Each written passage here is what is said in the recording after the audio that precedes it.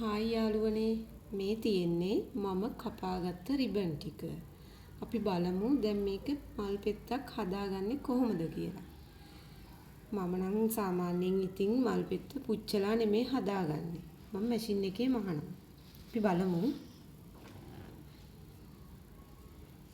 මෙන්න මෙහෙම අපි නමාගෙන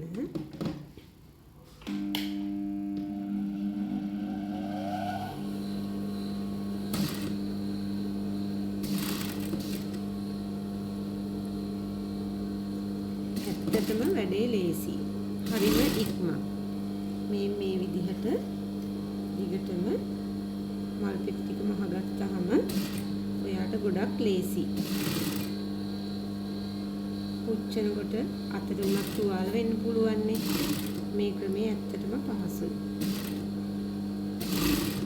මේ බලන්න. ඊට පස්සේ මෙහෙම එකින් එක වෙන් කරගන්න විතරයි තියෙන්නේ.